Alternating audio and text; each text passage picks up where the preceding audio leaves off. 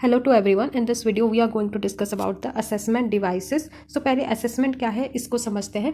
assessment का मतलब होता है आपके क्लास पे आपके टीचर जितने सारे एक्टिविटी करवाते हैं to support your learning and to measure your performance, उस सारे एक्टिविटी को हम लोग कहते हैं assessment. ओके, सो टीचर जो एक्टिविटी करवाते हैं तो क्या क्या एक्टिविटी कराते हैं, कैसे करके वो आपके परफॉर्मेंस को मेजर करते हैं, उस डिवाइसेस के बारे पे आज हम लोग पढ़ेंगे. ओके, मतलब क्या क्या एक्टिविटी वो करवाते हैं ताकि वो मेजर कर सके कि आप कितना अच्छा परफॉर्म कर रहे हो. ओके, ये सारी बातें हम लोग पढ़ेंगे. सो क्या क्या डिवाइसेस हैं, प्रोजेक्ट है, मतलब आपके क्लास में जो आपके टीचर जो आपके प्रोजेक्ट देते हैं, असाइनमेंट देते हैं, वर्कशीट देते हैं, प्रैक्टिकल वर्क जो करवाते हैं, परफॉर्मेंस बेस्ड एक्टिविटी जो होता है, आपका जो रिपोर्ट होता है, ये सारे आपके असेसमेंट डिवाइसेस हैं. ओके, यही सारा एक्टिविटी आपके क्लास पे आपके टीचर करवाते हैं to measure your performance and to support your learning.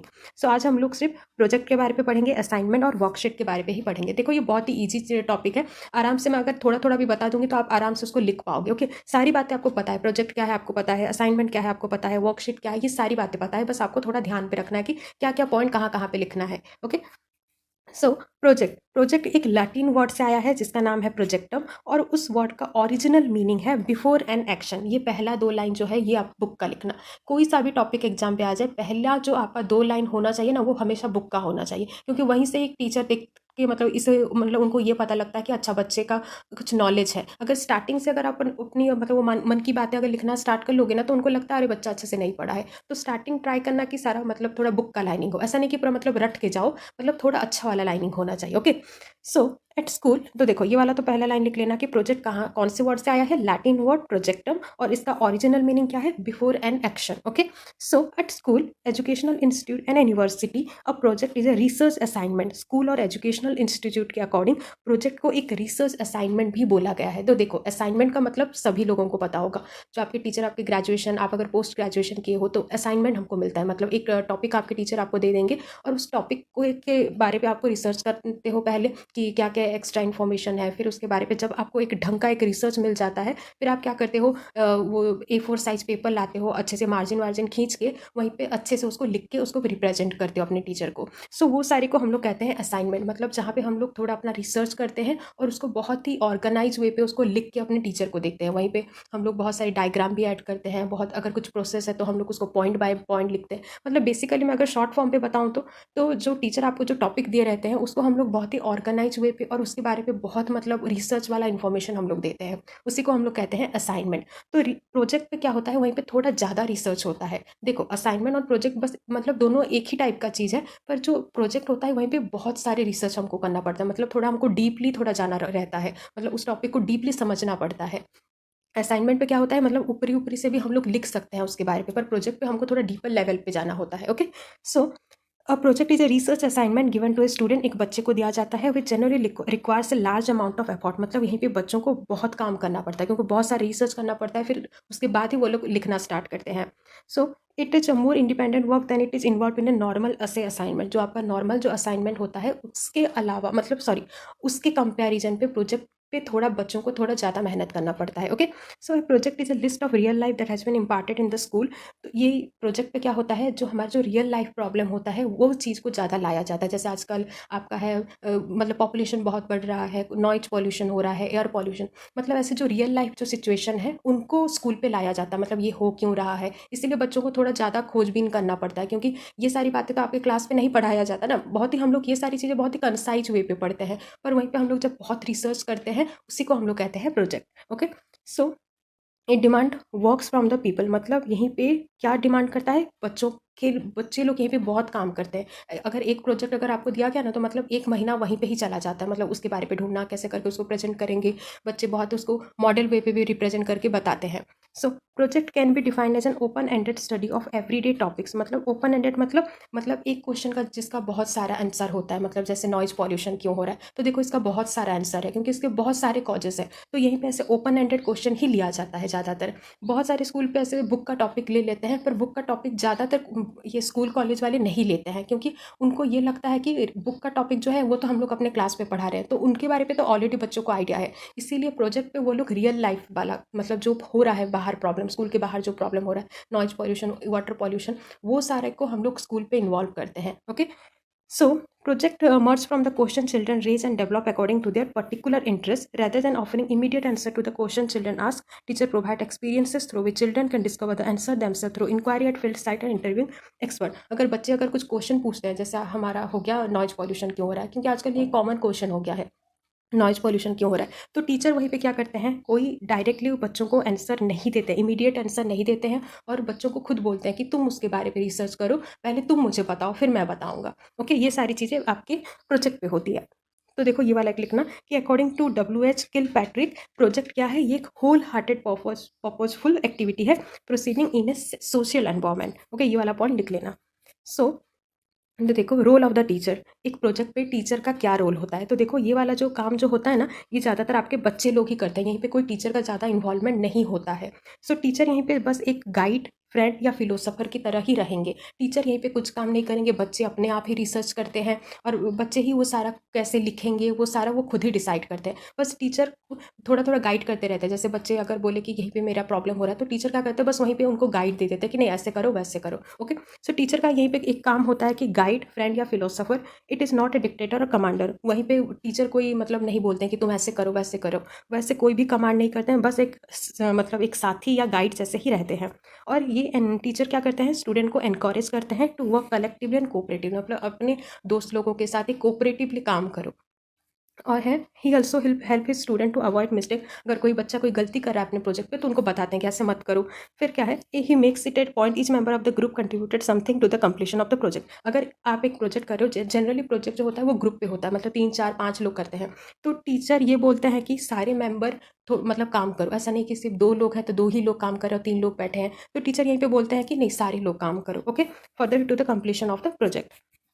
And then है he should help the student developing the character and personality by allowing them to accept the responsibility and discharge them efficiently. यहीं पे teacher student को ये help करते हैं कि तुम group पे काम करो, क्योंकि हम लोग जब ग्रुप पे काम करते हैं तो हमारी पर्सनैलिटी बहुत ही अच्छी तरह से डेवलप होती है। और यहीं पे टीचर ये भी बोलते हैं कि तुम अपना रिस्पॉन्सिबिलिटी लो। अगर कोई बच्चा अगर काम नहीं कर रहा है, वो ऐसे ही अगर बैठ रहा है, तो उसको बोलते हैं कि तुम्हारा भी ये प्रोजेक्ट है, तुम भी काम करो। ओके, ये सारी बातें होती है आपकी रोल ऑफ द टीचर पे। देन हम लोग ये पढ़ेंगे कि मेरिट्स ऑफ प्रोजेक्ट मेथड, मतलब क्या क्या एडवांटेजेस हैं। A student get proper freedom. यहीं पे क्या होता है, बच्चे बच्चे लोगों को हम लोग पूरा फुल्ली फ्रीडम देते हैं कि जाओ तुम्हारा जो मन है करो, जो रिसर्च करना है करो। मतलब एक टॉपिक हम लोग दे देते हैं और उनको बोलते हैं कि तुम अपने हिसाब से करो। ओके, मतलब जब हम लोग बच्चों को ऐसे खुला छोड़ देते हैं ना, तो बच्चे लोग अपने थॉट को बहुत ही अच्छी तरह से एक्सप्रेस कर पाते हैं।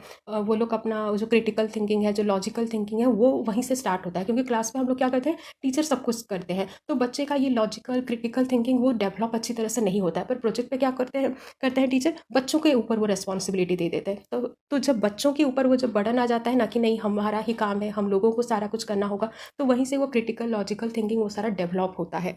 So this method is not only subject centre. और ऐसा नहीं है कि ये सारा सिर्फ आपके बुक का सब्जेक्ट ही होना चाहिए, बाहर का भी कुछ आप टॉपिक ले सकते हो। तो यहीं पे बाहर के टॉपिक का भी हमको एक नॉलेज हो जाता है। So through this method student are provided with various opportunity by which they can satisfy their interest and desire. यहीं पे जो एक प्रोजेक्ट होता है, वहीं पे हमको एक बहुत सारा अपॉर्चुनिटी मिलता है। अगर आप प्रोजेक्ट करोगे तो आप किए भी होंगे अपने ग्रेजुएशन लेवल पे, वहीं पे बहुत सारे आपको अपॉर्चुनिटी मिलती है, ताकि वहीं से आप अपने इंटरेस्ट को, अपने डिजायर्स को, उसको सेटिस्फाई कर सकें। हैबिट ऑफ क्रिटिकल थिंकिंग, वो जो क्रिटिकल थिंकिंग है वो वहीं से ही स्टार्ट होता है, इसीलिए स्कूल पे प्रोजेक्ट दिया जाता है। With this method student get the ample chances in which they can develop coordination among their body and mind. जब एक बच्चा प्रोजेक्ट करता रहता है तो उसका माइंड और जो बॉडी होता है उस वो ट्राई करता है कि एक कोऑर्डिनेशन बैठ जाए, क्योंकि एक प्रोजेक्ट वर्क पे आपका मतलब वहीं पे आपको अपना दिमाग भी घटाना पड़ता है और अपनी बॉडी को भी घटाना पड़ता है, क्योंकि बहुत सारे काम करने पड़ते हैं। तो वहीं पे हमको एक कोऑर्डिनेशन बैठाना पड़ता है, तो वहीं से ही ये सारी चीज़ें ना डेवलप होती है एक प्रोजेक्ट से, इसीलिए टीचर आपको प्रोजेक्ट देते हैं। Through this method, teacher can lead a well-balanced development of the student. Through this method, science teaching can be done with considerable success. तो देखो ऐसा वाला जब प्रोजेक्ट करते हैं टीचर, कोई साइंस का कोई सपोज कोई प्रोजेक्ट करे, तो बहुत सारी साइंटिफिक एटीट्यूड भी बच्चे के मन में इनकलकेट होती है। So demerits of project method, this method takes a lot of time. देखो मैं पहले से ही बता दी थी कि जब एक प्रोजेक्ट होता है तो पूरा मतलब 1 महीना वहीं पे ही चला जाता है, एटलीस्ट 1 महीना ना सही 2-3 वीक तो पूरे चले जाते हैं, तो बहुत टाइम भी वेस्ट होता है। To execute a single project, एक प्रोजेक्ट बनाने के लिए बहुत टाइम लगता है। It is not possible to design different project. So देखो प्रोजेक्ट जब होता है, सपोज आपके टीचर आपको बोले कि नहीं तुम नॉइज पॉल्यूशन के बारे में प्रोजेक्ट दो, और किसी को बोले एयर पॉल्यूशन, तो आपके क्लास पे अगर 40 भी अगर लोग हैं, तो अगर 5-5 अगर बच्चे भी अगर ग्रुप पे हो गए तो ज़्यादा आपका कंटेंट कवर नहीं होगा। तो ये आपका एक बहुत बड़ा प्रॉब्लम होता है कि कंटेंट कवर नहीं होता, मतलब वास्ट वैरायटी पे का कंटेंट वहीं पे कवर नहीं होता है, क्योंकि जनरली एक प्रोजेक्ट पे 4-5 लोग चले जाते हैं, तो ज़्यादा वो वाइड वैरायटी पे वो कंटेंट या फिर टॉपिक बोल सकते हो वो कवर नहीं हो पाता है। For proper execution of A project large number of financial, बहुत पैसा भी बहुत ज़रूरत होता है क्योंकि बहुत खर्चा होता है। Such method only to be prove successful if the teacher is highly knowledgeable. और प्रोजेक्ट कब सक्सेस होता है, जब आपके टीचर भी थोड़े नॉलेजेबल होंगे, क्योंकि आपके टीचर वहीं पे आपको गाइड करेंगे, और अगर आपके टीचर को ही कुछ नहीं आता तो आपको कैसे गाइड करेंगे, क्योंकि आप भी उस फील्ड में नए हो, क्योंकि आप भी उस मतलब उस टॉपिक का रिसर्च कर रहे हो, आपको भी मतलब कोई डिटेल आपको नहीं पता। पर अगर आपके टीचर को भी अगर नहीं पता तो वो गाइड आपको ढंग से नहीं करेंगे। सो तो यहीं पे टीचर थोड़े नॉलेजेबल होने चाहिए। Systematic and adequate learning is not provided by this method as it is a method of incidental learning. So देखो यहीं पे कोई मतलब ऐसा नहीं है कि मतलब इसको ऐसे पढ़ो ऐसे, मतलब यहीं पे कोई सिस्टमैटिक लर्निंग नहीं होती है।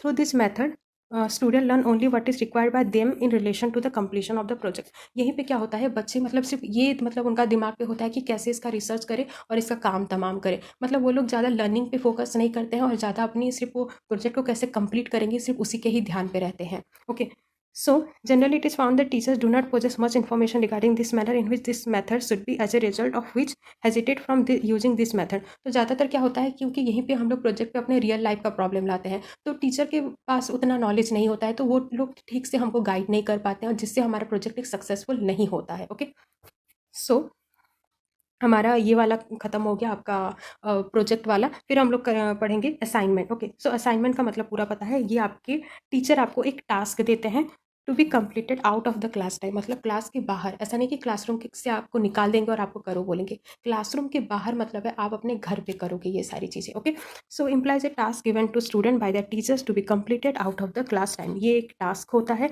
जो आपके टीचर आपको देते हैं to be completed out of the class time. Okay, ये पहला लाइन आप थोड़ा बुक से अच्छे से लिखना। ओके, सो असाइनमेंट आपको सबको ही पता होगा कि टीचर हमको एक टॉपिक देते हैं, फिर उस टॉपिक को हम लोग थोड़ा रिसर्च करते हैं, बहुत सारा बुक्स पढ़ लेते हैं, फिर उसको एक ऑर्गेनाइज वे पे उसको लिखते हैं, बहुत ही सजा के लिखते हैं, मतलब A4 पेपर ले आते हैं, मार्जिन खींच लेते हैं, बहुत ही कलरिंग पेन से उसको सजा के लिखते हैं। ओके, अगर कुछ ज़रूरत हुआ तो मतलब डायग्राम भी ऐड करते देते हैं, फ्लो चार्ट, ये सारा चीज़ हम लोग ऐड कर देते हैं। Okay, assignment play an important part of the learning process, एक बहुत ही इंपॉर्टेंट पार्ट है लर्निंग प्रोसेस का। Most importantly assignment create teaching and learning opportunity to think and learn about idea, topics, events and question about specific content in the curriculum. So ये क्या है, most importantly assignment क्या create करता है, ये हम teaching and learning opportunity provide करता है, क्योंकि जब हमको एक टॉपिक दिया जाता है तब तो बच्चे क्या करते हैं, उस टॉपिक के बारे में सोचते हैं, उस टॉपिक के बारे में एनालाइज करते हैं।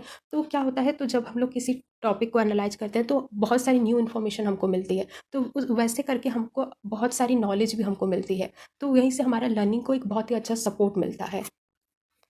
सो writing assignment is a way in which teachers give student an opportunity to develop, apply and demonstrate new knowledge. मतलब राइटिंग असाइनमेंट में क्या होता है, टीचर हमको एक नया वाला एक टॉपिक दे देते हैं और बोलते हैं ये वाला इसके बारे पे थोड़ा रिसर्च करके इसके बारे पे थोड़ा लिखो। तो स्टूडेंट को एक अपॉर्चुनिटी मिलता है to develop and demonstrate their new knowledge, क्योंकि असाइनमेंट से ही पता चलता है कि किसका कितना नॉलेज है। आप ऐसे देखे होंगे कि बहुत सारे असाइनमेंट होता है जो जहाँ पे बच्चे बहुत ही अच्छे से रिप्रेजेंट करते रहते हैं, मतलब आपको उतना इन्फॉर्मेशन भी नहीं पता रहता है पर बच्चे बहुत ही ढंग से उसको रिप्रेजेंट करते हैं, तो वहीं से पता चलता है कि किस बच्चे का कितना नॉलेज है। ओके, तो ये सारी बातें आपको असाइनमेंट से ही पता चलती है। This assignment can take in many form, बहुत सारी फॉर्म होते हैं, short paper, research paper, problem set and so on.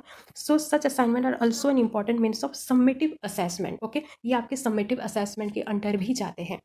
सो आपके देखो और एक पॉइंट है, teacher should keep the following point in mind while giving assignment. अब एक टीचर के दिमाग में ये सारी बातें रहनी चाहिए जब एक टीचर अपने स्टूडेंट को असाइनमेंट दे रहा है। क्या क्या चीज़ें रहनी चाहिए, what is to be done, उसका मतलब है, मतलब आप एक अगर टॉपिक दे रहे हो बच्चों को तो पहले से क्लियरली उनको इंस्ट्रक्ट करो कि क्या क्या लिखना है, मतलब ऐसा ना हो कि बात पे कि आप ही बच्चों को बोलो कि नहीं मैं तो ऐसा नहीं बोला था, ऐसा नहीं करना है। हमको पहले से ही उनको बोल देना है कि इस टॉपिक है, इसका पहले आप इंट्रो लिखो, फिर कंक्लूजन लास्ट पे लिखना, मतलब क्या क्या लिखना है आप थोड़ा बेसिक उनको थोड़ा बता दो। Okay, so to show how the work is to be done, और कैसे वो असाइनमेंट को लिखोगे उनको थोड़ा बता दो कि ऐसे बुक से रिसर्च करना, ऐसे आप फ़ोन से भी सर्च कर सकते हो, 2-3 वेबसाइट उनको दे दो कि यहीं यहीं से आप रिसर्च करो, तो थोड़ा बता दो कि कैसे करना है। देन है to make the people see why they should do the work. अगर आप एक टॉपिक दे रहे हो तो बच्चों को ये भी मतलब बता दो कि ये टॉपिक वो लोग क्यों लिख रहे हैं। मतलब जैसे अब आप बच्चों को बोले कि नॉइज पॉल्यूशन के बारे पे एक असाइनमेंट दो, तो आपको ये बताना होगा कि आप नॉइज पॉल्यूशन क्यों दे रहे हो। मतलब इतने सारे टॉपिक है दुनिया पे, आप नॉइज पॉल्यूशन को ही क्यों चुने। तो आपको ये नॉइज पॉल्यूशन के बारे में मतलब बताना होगा कि देखो ऐसा आजकल बहुत पॉल्यूशन हो रहा है, नॉइज पॉल्यूशन ऐसे हो रहा है, तो आप थोड़ा इसके बारे पे रिसर्च करो ताकि आपको इसके बारे पे सारा इन्फॉर्मेशन आपको पता चले। ओके, मतलब क्यों दे रहे हो ये भी आपको बताना होगा। आपका लास्ट पॉइंट है to connect the new lesson with one just completed so that the people may gain a whole view of the subject। मतलब एक सब्जेक्ट का मतलब पूरा क्या है, वो क्या बोल रहा है, बच्चों को एक आइडिया लग जाता है। एक जब असाइनमेंट वो लोग लिख लेते हैं, आपके साथ भी ये होता होगा कि जब आपके टीचर आपके मतलब आपको कुछ असाइनमेंट दे देते हैं तो आप क्या करते हो, उसके बारे में पूरा रिसर्च करते हो और ये सब्जेक्ट क्या है, मतलब बोल क्या रहा है, उसका आपको एक आइडिया लग जाता है। देन आपका लास्ट है to provide adequate provision for individual differences. ये एक बहुत ही इंपॉर्टेंट फंक्शन है of the assignment is a recognition of the individual differences. Individual differences मतलब ये आप हो सपोज और ये आपका दोस्त है। मतलब देखो सभी में कुछ कुछ डिफरेंस होता ही होता है, टीचर में भी डिफरेंस होता है, स्टूडेंट में भी डिफरेंस होता है, हर हर इंडिविजुअल में कुछ ना कुछ डिफरेंसेस है। आप अपने दोस्त से कुछ अलग होगे, फिर आपका दोस्त और किसी से अलग होगा, ये थोड़े थोड़े इंडिविजुअल डिफरेंसेस हैं। कोई बहुत ही नॉलेजेबल होता है तो कोई बहुत ही उसका लॉजिकल थिंकिंग होता है, तो सभी का थोड़ा थोड़ा कुछ ना कुछ है। सो यहीं से ही हमको पता चलता है कि किस में क्या कुछ है। मतलब जैसे आप बच्चों का अगर सपोज असाइनमेंट सारा कलेक्ट कर लिए तो वहीं से आपको पता चलेगा कि अच्छा ये बच्चे का मतलब नॉलेज अच्छा खासा है, क्योंकि वहीं से ही तो आपको पता चलता है। देखो अगर असाइनमेंट अगर बच्चा अगर अच्छे से रिसर्च किया होगा तो उसका जो असाइनमेंट होगा वो बहुत ही अच्छा होगा। तो वहीं से पता चलता है कि एक लड़के या लड़की का कितना मतलब उसका नॉलेज है, उसका कितना क्रिटिकल थिंकिंग है, वो अपने आंसर को कैसे रिप्रेजेंट कर रहा है। ये सारी बातें आपको वो असाइनमेंट से ही पता चलती है। मतलब इंडिविजुअल डिफरेंसेस क्या हैं वहीं से ही टीचर मतलब पता लगा लेते हैं कि नहीं ये इस बच्चे का नॉलेज अच्छा है, उस बच्चे का ये प्रॉब्लम है, इस बच्चे का हैंड राइटिंग खराब है। तो यहीं से ही एक टीचर पता लगाते हैं ओके कि इंडिविजुअल डिफरेंसेस क्या क्या है। सो आपका नेक्स्ट है वर्कशीट। ये जो आपका वर्ड वर्कशीट है ये कंपाउंड नाउन है, ये दो वर्ड से बना हुआ है, वॉक एंड द सिट। और पहली बार इन दोनों को जो यूज किए, एक कंबाइनली जो यूज किए वो था 1900। मतलब इन द 1900 ये वर्क और शिट वर्ड को कंबाइनली यूज किया as a work sheet. Okay, so worksheet का मतलब क्या है, जैसे सपोज आप अपने बच्चों को आज ए और एन के बारे में पढ़ाए कि ए वर्ड कैसे हम लोग यूज करते हैं और एन वर्ड हम लोग कहाँ पे यूज करते हैं। तो सपोज देखो पढ़ा तो लिए, अब आप क्या करोगे, मतलब आप पता करोगे कि कौन सा बच्चा कितना समझा है। तो आप कैसे पता लगाओगे, आप वर्कशीट दे सकते हो। वर्कशीट क्या होता है, एक पेपर टाइप का होता है, एक पेपर होता है, मतलब आप अपने हाथ से भी बना सकते हो या प्रिंटेड फॉर्म से भी ला सकते हो। तो यहीं पे क्या होता है, बेसिकली एक पेपर होता है और यहीं पे सपोज जो आपको टेस्ट करवाना है, जैसे सपोज आप पढ़ा लिया आज ए और एन के बारे पे, तो यहीं पे आप उसको लिखोगे कि आज मैं ए और एन के बारे पे ही टेस्ट लूँगा। और यहीं पे फिर क्या करोगे, कुछ कुछ क्वेश्चन दे दोगे, सपोज डेक्स डॉग, डेक्स ऑल। मतलब यहीं पे फिर बच्चे जैसे यहीं पे आप ऐसे ब्लैंक कर दोगे, मतलब यहीं पे फिर बच्चे फिर फिलअप करेंगे, नहीं डॉग के पहले ए लगता है और ऑल के पहले एन लगता है। मतलब यहीं पे बेसिकली एक टाइप का एक क्वेश्चन पेपर है जो आप ऐसे एग्जाम के फॉर्म पे तो नहीं करोगे, मतलब जब पढ़ाने के बाद आप क्या करोगे वो वर्कशीट दोगे ताकि आप पता लगा सको कि कौन सा बच्चा क्लास में कितना समझा है। ओके, इसको हम लोग कहते हैं वर्कशीट। देखो नाम से पता चल रहा है, वर्क मतलब काम करेंगे, एक शीट मतलब क्या, एक पीस ऑफ पेपर होगा वहीं पे जहाँ पे बच्चे मतलब जो समझे हैं उसको लिखेंगे। ओके, आप उसको आप मतलब उस टॉपिक के बारे में कुछ क्वेश्चन पूछोगे और बच्चे उसको फिलअप करेंगे, उसी को ही हम लोग कहते हैं वर्कशीट।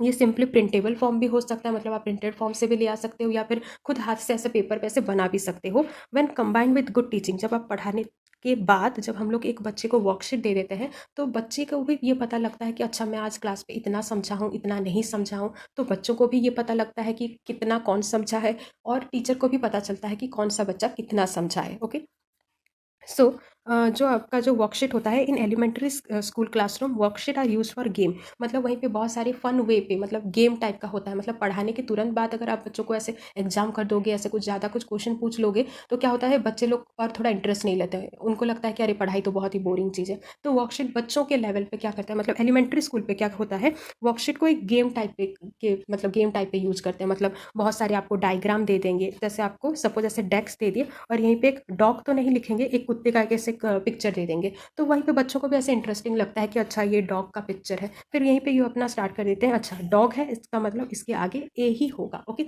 तो आप ऐसे फन वे पे भी आप ये वर्कशीट करवा सकते हो।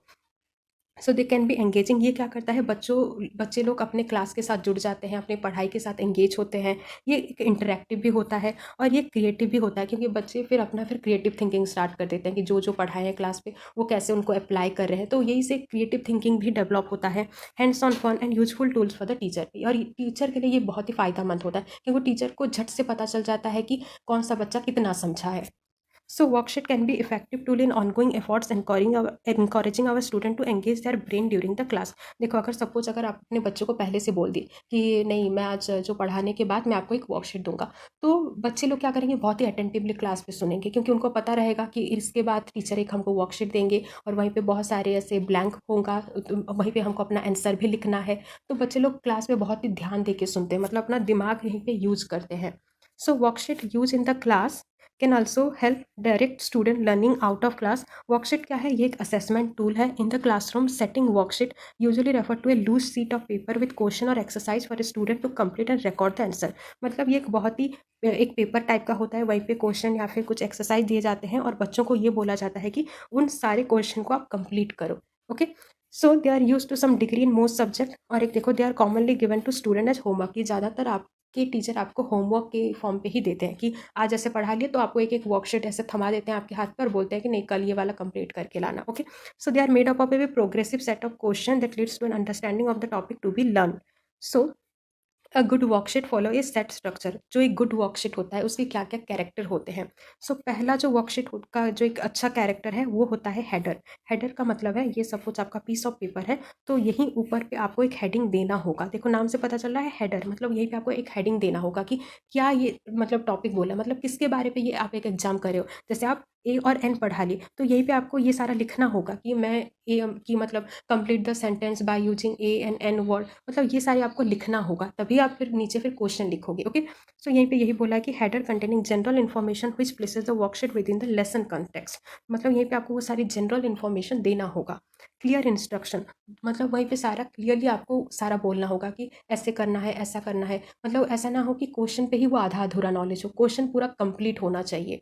At the exercise itself including illustration, मतलब आपको अपने वर्कशीट पे कुछ कुछ डायग्राम ऐड करना होगा। Okay, illustration, highlighted points and sufficient space for answer. मतलब एक आंसर लिखने का मतलब ऐसा नहीं कि ए लिखेगा बोल के मतलब इतना छोटा डेस्क दे दो, क्योंकि बच्चे का हैंडराइटिंग थोड़ा बड़ा बड़ा होता है। एटलीस्ट इतना एटलीस्ट दे दो ताकि बच्चा अच्छे से एक ए लिख पाए। ओके, सो देखो और एक है possibly additional exercises with each with their own instruction. The header is a foundation of an organise approach to learning and content information. Header पे क्या क्या इन्फॉर्मेशन होता है, about the subject, about the stage, class, मतलब जो general information है, मतलब वो वर्कशीट बोल क्या रहा है, वो सारी जनरल इन्फॉर्मेशन आपको हेडर पे देना है। Okay, so this makes it easier for the learner to keep their worksheet well organise to review specific topics. अगर सपोज अगर आप अपने बच्चों को अगर हेडिंग अगर दे रहे हो, मतलब ये मतलब जैसे ये एक है, ये ए और एन के बारे पे क्वेश्चन है, फिर आप ऐसे कुछ बोले हो कि यहीं पे ऑन और इन के बारे पे क्वेश्चन है, तो बच्चे लोगों को ये मतलब वो हेडिंग से ही पता चलता है कि अच्छा ये ए और एन वाला क्वेश्चन है, ये ऑन और इन वाला क्वेश्चन है। मतलब वो लोग अपने वो जो वर्कशीट को बहुत ही अच्छी तरह से उसको ऑर्गेनाइज वे पे उसको रख पाते हैं। So when an worksheet content several exercises all of them should relate to the same topic. अगर आप बच्चों को अगर कोई वर्कशीट दे रहे हो तो एक एक ही टॉपिक पे बारे पे दो। जैसे ए और एन आज पढ़ा लिए तो उन दोनों के बारे पे ही आज दो। ऐसा नहीं कि पिछली क्लास पे ऑन और इन के बारे पे पढ़ाए थे तो वो वाला भी क्वेश्चन आप डाल दे हो। एक ही टॉपिक से पढ़ा, मतलब जो आज क्लास पे पढ़ाए वो एक ही क्लास का या फिर दो क्लास आप ज़्यादा से ज़्यादा इंटीग्रेट करो। ज़्यादा मत करो, क्योंकि ज़्यादा करोगे तो फिर बच्चे फिर कन्फ्यूज हो जाएंगे, उनको वो ओवर बर्डन टाइप का लगेगा, तो ये हमको नहीं करना है। सो देखो यहीं पे भी ये लिखा हुआ है कि this ensure that learner will not be overburden और distracted by too much new vocabulary. So आपका नेक्स्ट है worksheet should provide sufficient space for answer. आपको सफिशिएंट स्पेस देना होगा ताकि बच्चे अच्छे से आंसर को लिख पाए, so that student are not force to write illegibly. मतलब ऐसा ना हो कि आप ऐसे बहुत ही छोटा छोटा ऐसे ब्लैंक्स दे दिए हैं, ताकि क्योंकि ऐसे छोटा छोटा दे दोगे तो बच्चे ऐसे से नहीं लिख पाएंगे। Wherever possible picture should be use to illustrate content. अगर पॉसिबल है, पॉसिबल तो क्या आपको ये सारा ऐड करना ही होगा, मतलब डायग्राम मेटिकली भी आपको ऐड करना होगा, क्योंकि हम लोग जब डायग्राम ऐड कर देते हैं तो बच्चों को वो बहुत ही इंटरेस्टिंग लगता है, तो हमको डायग्राम ऐड करना चाहिए अपने वर्कशीट पे। ओके, सो आई होप कि वीडियो आपको अच्छा लगा होगा। तो देखो यहीं पे कुछ ज़्यादा बातें तो हम लोग नहीं पढ़े हैं, यहीं पे हम लोग पढ़े प्रोजेक्ट के बारे पे। ओके, प्रोजेक्ट तो एक रिसर्च असाइनमेंट है फिर हम लोग ये पढ़े कि असाइनमेंट क्या है, फिर हम लोग थर्ड पढ़े वर्कशीट क्या है। ओके, सो आई होप कि वीडियो आपको अच्छा लगा होगा। Thank you.